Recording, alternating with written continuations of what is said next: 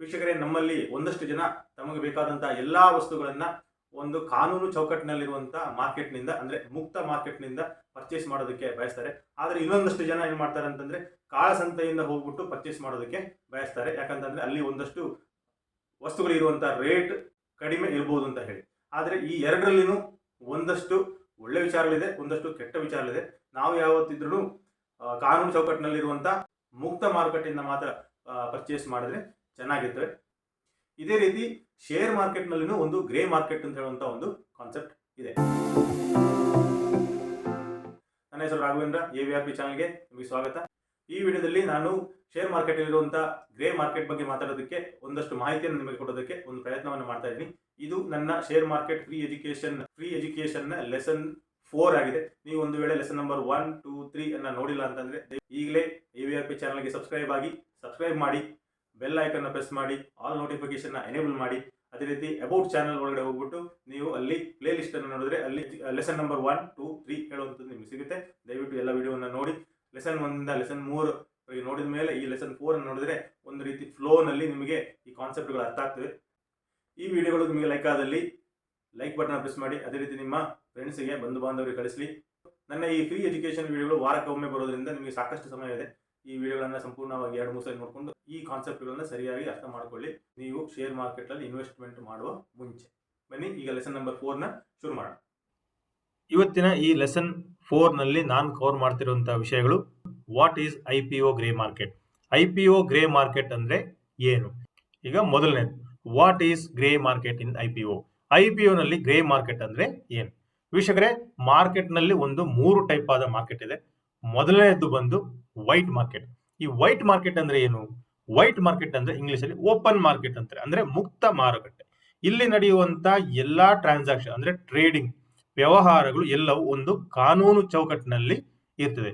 ಕಾನೂನು ಚೌಕಟ್ಟು ಅಂದ್ರೆ ಏನು ಅಂತಂದ್ರೆ ಇಲ್ಲಿ ನಡೆಯುವಂತ ಎಲ್ಲಾ ವ್ಯವಹಾರಗಳು ಒಂದು ಆಥರೈಸ್ಡ್ ಡೀಲರ್ಸ್ ಅಥವಾ ಚಾನೆಲ್ ಮೂಲಕ ನಡೀತದೆ.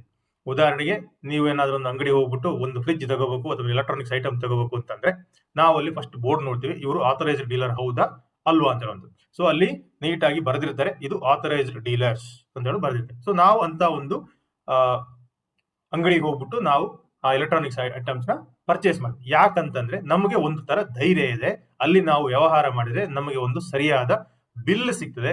ನಾಳೆ ನಾವು ತೆಗೆದುಕೊಂಡಂತ ಆ ವಸ್ತುಗೆ ಏನಾದ್ರು ತೊಂದರೆ ಆದ್ರೆ ನಮಗೆ ಗ್ಯಾರಂಟಿ, ವ್ಯಾರಂಟಿ ಅಂತ ಹೇಳುವಂತ ಒಂದು ಟರ್ಮ್ಸ್ ಅಂಡ್ ಕಂಡೀಷನ್ಸ್ ಇರ್ತವೆ. ನಮ್ಮ ಕಸ್ಟಮರ್ ರೈಟ್ಸ್ ಪ್ರೊಟೆಕ್ಷನ್ ನಮ್ಗೆ ಇರ್ತದೆ ಹೇಳುವಂತ ಒಂದು ಖಾತ್ರಿ ಮೇಲೆ. ಸೊ ಇದರಿಂದ ನಾವು ಇದನ್ನ ವೈಟ್ ಮಾರ್ಕೆಟ್ ಅಂತ ಎಲ್ಲವೂ ಇಲ್ಲಿ ಯಾವುದೇ ರೀತಿಯಾದ ಕಪಟ ಅಥವಾ ಡೋಂಗಿ ಅಂತ ಹೇಳುವಂತ ಇರುವುದಿಲ್ಲ. So this is very much legal and authentic. ಈಗ ಎರಡನೇ ಮಾರ್ಕೆಟ್ ನಾವು ನೋಡೋಣ. ಇದು ಬ್ಲ್ಯಾಕ್ ಮಾರ್ಕೆಟ್. ಇಲ್ಲಿ ಬ್ಲ್ಯಾಕ್ ಮಾರ್ಕೆಟ್ ಅಂದ್ರೆ ಏನು? ಬ್ಲ್ಯಾಕ್ ಮಾರ್ಕೆಟ್ ಅಂದ್ರೆ ಅಂಗಡಿ ಎಲ್ಲ ಕಪ್ಪು ಬಣ್ಣ ಹೊಡೆದಿರ್ತಾರಂತ ಅರ್ಥನ ಅಲ್ಲ, ಅಥವಾ ಅಲ್ಲಿ ಮಾರ್ಕೆಟ್ ಅಲ್ಲಿ ಸಿಗುವಂತ ಎಲ್ಲಾ ವಸ್ತುಗಳನ್ನ ಕಪ್ಪು ಕಲರ್ ಅಲ್ಲಿ ಇರ್ತದೆ ಅಂತ ಹೇಳುವಂತದ ಅಲ್ಲ. ಸೊ ಬ್ಲ್ಯಾಕ್ ಮಾರ್ಕೆಟ್ ಅಂತಂದ್ರೆ ಒಂದು ಅಕ್ರಮ ಮಾರುಕಟ್ಟೆ ಅಥವಾ ಕಾಳಸಂತೆ ಅಂತಾರೆ. ಇಂಗ್ಲಿಷ್ ಅದನ್ನ ಇಲ್ಲೀಗಲ್ ಮಾರ್ಕೆಟ್ ಅಂತಾರೆ. ಇಲ್ಲಿ ನಡೆಯುವಂತ ಒಂದು ಟ್ರಾನ್ಸಾಕ್ಷನ್ಸ್ ಏನಿದೆ ಅಥವಾ ಇಲ್ಲಿ ನಡೆಯುವಂತ ಒಂದು ಕೊಡುಕೊಳ್ಳುವಿಕೆ, ನೀವು ಮಾರುವಂತ ಗೂಡ್ಸ್ ಇರ್ಬೋದು ಅಥವಾ ಪರ್ಚೇಸ್ ಮಾಡುವಂತ ಗೂಡ್ಸ್ ಇರ್ಬೋದು, ಅಂದ್ರೆ ವಸ್ತುಗಳಿರ್ಬೋದು, ಮೂಲಭೂತವಾಗಿ ಅದೊಂದು ಅಕ್ರಮವಾಗಿ ಖರೀದಿಸಿದಂತ ಅಥವಾ ಕಳ್ಳ ಸಾಗಣೆ ಮಾಡಿ ಬಂದಿರುವಂತಹ ಸ್ವತ್ತುಗಳಾಗಿದೆ. ಅದಕ್ಕೆ ಇದನ್ನ ಬ್ಲ್ಯಾಕ್ ಮಾರ್ಕೆಟ್ ಅಂತಾರೆ. ಇಲ್ಲಿ ಪರ್ಚೇಸ್ ಮಾಡಿದಂತ ಕಸ್ಟಮರ್ಗೆ ಯಾವುದೇ ರೀತಿಯಾದಂತ ಸೇಫ್ಟಿ, ಪ್ರೊಟೆಕ್ಷನ್ ಅಂತ ಹೇಳುವಂತದ್ದು ಇರೋದಿಲ್ಲ. ಈ ಸೆಲ್ಲರ್ ಅಂತ ಏನಿರ್ತಾನೆ ಅಂದ್ರೆ ವಸ್ತುನ ಮಾರುವವನು, ಅವನು ಯಾವುದೇ ರೀತಿಯಾದಂತ ಒಂದು ಅಶ್ಯೂರೆನ್ಸ್ ನಿಮಗೆ ಕೊಡೋದಿಲ್ಲ. ಇದು ನಾಳೆ ಹಾಳಾದ್ರೆ ಏನ್ ಮಾಡ್ಬೇಕು ಅಂತಂದ್ರೆ ಅದು ಪರ್ಚೇಸ್ ಮಾಡಿದವನ ಜವಾಬ್ದಾರಿ ಆಗಿರ್ತದೆ. ಅವನು ಎಲ್ಲಿ ಬೇಕಾದ್ರೂ ತಗೊಂಡು ಹೋಗ್ಬಿಟ್ಟು ರಿಪೇರಿ ಮಾಡಬಹುದು. ಯಾಕಂದ್ರೆ ಕೊಟ್ಟವನಿಗೆ ಕೊಟ್ಟ ಮೇಲೆ ಅದು ಮುಗಿತದೆ. ನೀವು ದುಡ್ಡು ಕೊಟ್ಟ ಮೇಲೆ ಅದು ಸಂಪೂರ್ಣವಾಗಿ ನಿಮ್ಮ ರಿಸ್ಕ್ ಆಗಿರ್ತದೆ. ಸೊ ಇದನ್ನ ಹೇಳ್ತಾ ಇದೀನಿ ಇಲ್ಲಿ. Transactions are purely based on the risk one can take or ready to face. This market is very risky and we should not get involved in this. So ಈ ರೀತಿ ಒಂದು ಇಲ್ಲಿ ಸಂಕಷ್ಟ ಇರೋದ್ರಿಂದ ನಾವು ಯಾವತ್ತು ಈ ಬ್ಲ್ಯಾಕ್ ಮಾರ್ಕೆಟ್ ಕಡೆ ಒಲವನ್ನ ತೋರಿಸದೆ ಆದಷ್ಟು ನಾವೆಲ್ಲ ವೈಟ್ ಮಾರ್ಕೆಟ್ ಇಂದ ಪರ್ಚೇಸ್ ಮಾಡುವಂತ ಒಂದು ಪದ್ಧತಿನ ರೂಢಿ ಮಾಡ್ಕೋಬೇಕು. ಇದು ಎರಡನೇದು. ಮೂರನೆಯದು ಗ್ರೇ ಮಾರ್ಕೆಟ್ ಅಂತ. ಗ್ರೇ ಮಾರ್ಕೆಟ್ ಅಂದ್ರೆ ಏನು ಅಂತಂದ್ರೆ ಇದೊಂದು ಸಮಾನಾಂತರ ಮಾರುಕಟ್ಟೆ. ಸಮಾನಾಂತರ ಮಾರುಕಟ್ಟೆ ಅಂದ್ರೆ ವೈಟ್ ಮಾರ್ಕೆಟ್ ಇದ್ದಂಗೆ ಒಂದು ಪ್ಯಾರಲಲ್ ಆಗಿ ಇರುವಂತ ಒಂದು ಮಾರ್ಕೆಟ್. ಸೊ ಇಲ್ಲಿ ಏನಂತಂದ್ರೆ ಮಾರುವಂತ ಸ್ವತ್ತುಗಳನ್ನು ಒಂದು ಅನ್ಅಫಿಷಿಯಲ್ ಡಿಸ್ಟ್ರಿಬ್ಯೂಟರ್ ಅಥವಾ ಒಂದು ಚಾನೆಲ್ ಅವರು ಇಲ್ಲಿ ಸೇಲ್ ಮಾಡ್ತಾ ಇರ್ತಾರೆ.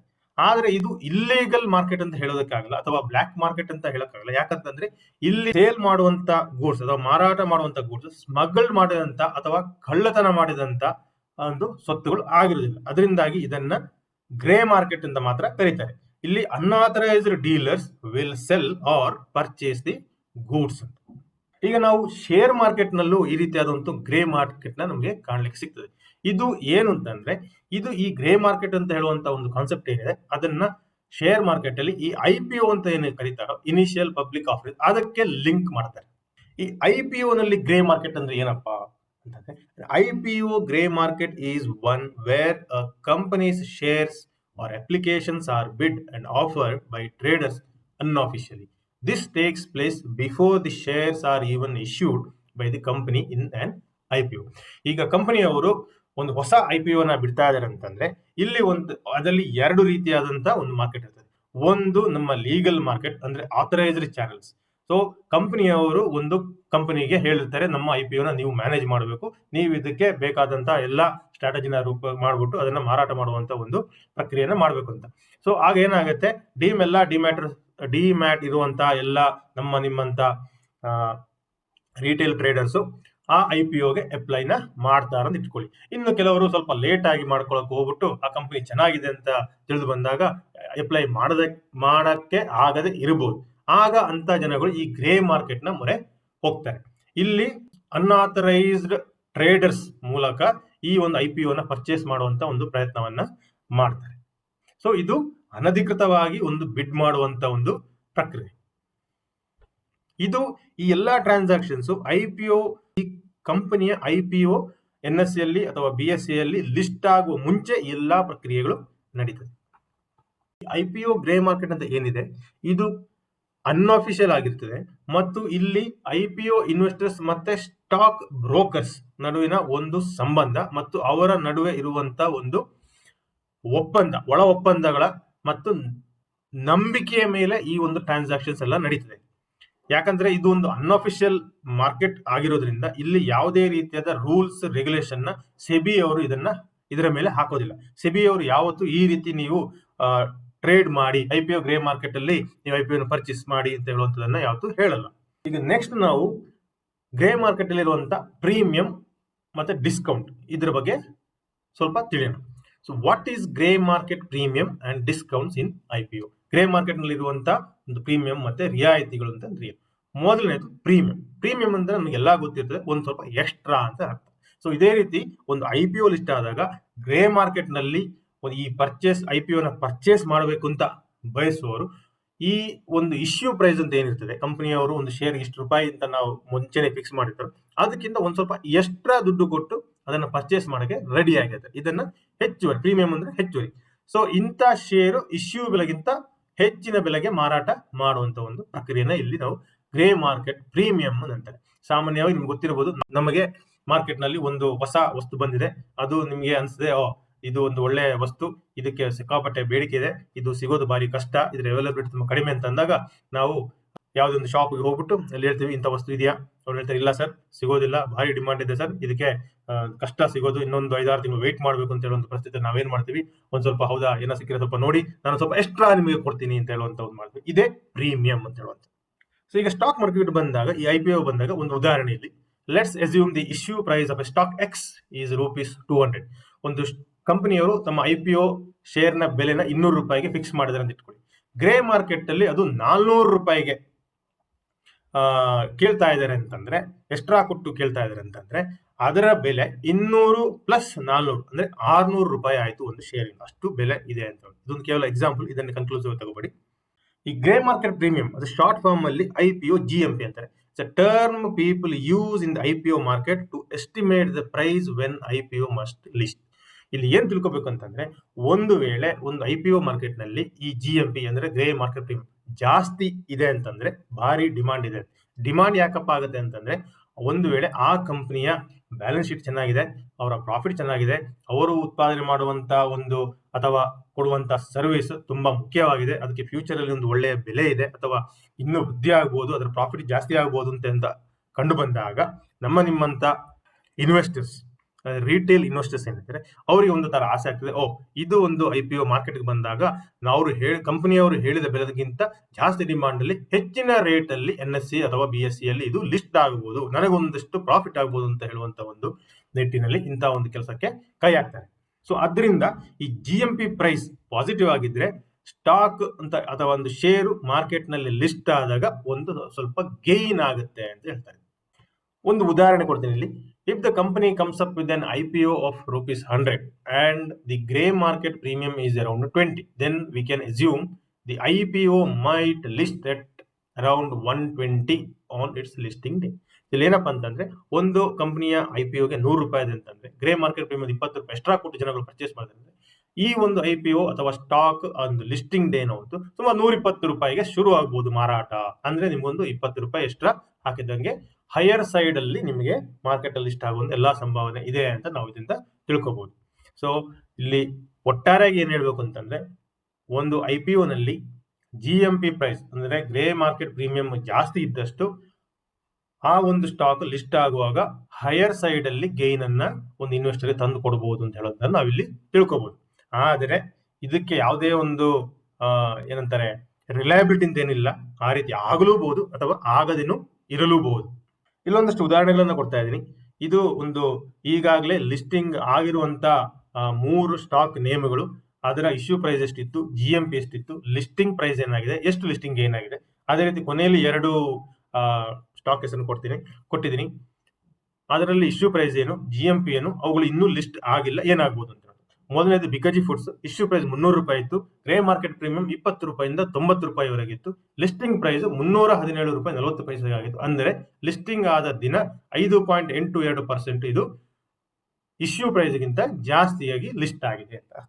ಅದೇ ರೀತಿ ಗ್ಲೋಬಲ್ ಹೆಲ್ತ್ ₹336 ಇಶ್ಯೂ ಪ್ರೈಸ್ ಇತ್ತು, ಗ್ರೇ ಮಾರ್ಕೆಟ್ ಪ್ರೈಸ್ ₹12 ರಿಂದ ₹33 ಪರ್ ಶೇರ್ ಇತ್ತು, ಲಿಸ್ಟಿಂಗ್ ಆದಾಗ ₹415.65 ಅದು ಕ್ಲೋಸ್ ಆಗಿದೆ. ಸೊ ಲಿಸ್ಟಿಂಗ್ ಪ್ರೈಸ್ ಏನು ಹೇಳ್ತಿದ್ದೇನೆ ಅಂದ್ರೆ, ನಾನು ಆ ಫಸ್ಟ್ ಡೇ ಲಿಸ್ಟಿಂಗ್ ನ ಕ್ಲೋಸಿಂಗ್ ಪ್ರೈಸ್ ಬಗ್ಗೆ ಮಾತಾಡ್ತಿದ್ದೀನಿ ನಾನು.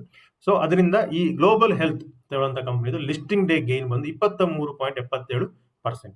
ಅದೇ ರೀತಿ ನಿಮ್ಗೆ ಎಲ್ಲರಿಗೂ ಗೊತ್ತಿರಬಹುದು, LIC ಅವರು ಒಂದು IPO ಅಂತಂದಿದ್ರು, ಅದರ ಇಶ್ಯೂ ಪ್ರೈಸ್ 949 ಇತ್ತು, ಗ್ರೇ ಮಾರ್ಕೆಟ್ ಪ್ರೀಮಿಯಂ ಸುಮಾರು ₹10 ಇಂದ ₹12 ಮೈನಸ್ ಅಲ್ಲಿ ಓಡ್ತಾ ಇತ್ತು.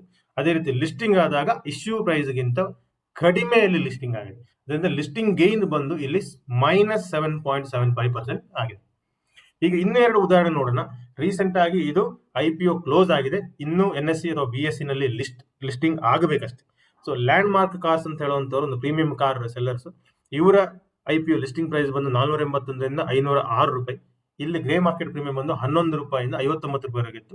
ನಾವು ಇದನ್ನ 23ನೇ ತಾರೀಕಿಗೆ ಲಿಸ್ಟಿಂಗ್ ಆಗುವ ನೋಡಬೇಕು, ಅದು ಲಿಸ್ಟಿಂಗ್ ಗೈನ್ ಅಲ್ಲಿ ಇರ್ತದ ಅಥವಾ ಲಿಸ್ಟಿಂಗ್ ಲಾಸ್ ಅಲ್ಲಿ ಇರ್ತದ ಅಂತ.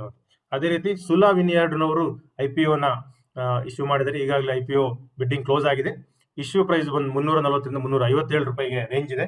GMP ಬಂದು 50 ರಿಂದ -8 ಬರ್ತಾ ಇದೆ. ಸೊ ಇದರಿಂದಾಗಿ ನಾವು ಇಲ್ಲಿ ಕಾದು ನೋಡಬೇಕು, 22ನೇ ತಾರೀಕು ಲಿಸ್ಟಿಂಗ್ ಆಗ್ತದೆ, ಇದು ಪ್ಲಸ್ ಅಲ್ಲಿ ಲಿಸ್ಟಿಂಗ್ ಆಗ್ತದಾ ಅಥವಾ ಮೈನಸ್ ಅಲ್ಲಿ ಲಿಸ್ಟಿಂಗ್ ಆಗ್ತದೋ ಅಂತ ಹೇಳೋದನ್ನ ನಾವು ನೋಡ್ಬೇಕಾಗುತ್ತೆ. ಸೊ ಈಗ ನಾವು ಇಷ್ಟೊತ್ತುವರೆಗೆ ಗ್ರೇ ಮಾರ್ಕೆಟ್ ಪ್ರೀಮಿಯಂ ಬಗ್ಗೆ ಮಾತಾಡ್ತೀನಿ. ಈಗ ಗ್ರೇ ಮಾರ್ಕೆಟ್ ಡಿಸ್ಕೌಂಟ್ ಬಗ್ಗೆ ಮಾತಾಡ್ತೀನಿ. ಸೊ ಡಿಸ್ಕೌಂಟ್ ಅಂತಂದ್ರೆ ಒಂದು ರಿಯಾಯಿತಿ ಅಥವಾ ಕಡಿತ. ಇದು ಒಂದು ಗ್ರೇ ಮಾರ್ಕೆಟ್ ಪ್ರೀಮಿಯಂಗೆ ತದ್ವಿರುದ್ಧವಾಗಿ ಇರುವಂತ ಒಂದು ಪ್ರಕ್ರಿಯೆ. ಅಲ್ಲಿ ಎಕ್ಸ್ಟ್ರಾ ಕೊಟ್ಟು ಪರ್ಚೇಸ್ ಮಾಡ್ತಾರೆ, ಅದೇ ರೀತಿ ಇಲ್ಲಿ ಡಿಸ್ಕೌಂಟ್ ಅಲ್ಲಿ ಜನಗಳು ಅದನ್ನ ಬಿಡ್ ಮಾಡಕ್ ಹೋಗ್ತಾರೆ. ಇದು ಯಾಕೆ ಈ ರೀತಿ ಡಿಸ್ಕೌಂಟ್ ಆಗುವುದು ಅಂತಂದ್ರೆ, ಒಂದು ವೇಳೆ ಕಂಪನಿ IPO ನ ಹೊರ ತಂದಿರುವಂತಹ ಕಂಪನಿ ಚೆನ್ನಾಗಿ ಪರ್ಫಾರ್ಮೆನ್ಸ್ ಮಾಡ್ತಾ ಇಲ್ಲ, ಇವುಗಳ ಬ್ಯಾಲೆನ್ಸ್ ಶೀಟ್ ಅಷ್ಟು ಸರಿ ಇಲ್ಲ, ಮುಂದೆ ಆ ಕಂಪನಿ ಕೊಡುವಂತಹ ಸರ್ವಿಸ್ ಅಥವಾ ಪ್ರಾಡಕ್ಟ್ಗಳು ಅಷ್ಟೊಂದು ಫ್ಯೂಚರ್ ಇಲ್ಲ ಅಂತ ತಿಳಿದು ಬಂದಾಗ ರಿಟೇಲ್ ಟ್ರೇಡರ್ಸ್ ಒಂದ್ ಸ್ವಲ್ಪ ಇಶ್ಯೂ ಪ್ರೈಸ್ ಗಿಂತ ಕಡಿಮೆ ಬೆಲೆಗೆ ಆ ಶೇರ್ಸ್ ಅನ್ನ ಗ್ರೇ ಮಾರ್ಕೆಟ್ ನಲ್ಲಿ ಪಡೆಯೋದಕ್ಕೆ ಪ್ರಯತ್ನವನ್ನ ಮಾಡ್ತಾರೆ ಅಥವಾ ಒಂದು ಡೀಲ್ ಗಳನ್ನ ಮಾಡ್ಕೊತಾರೆ.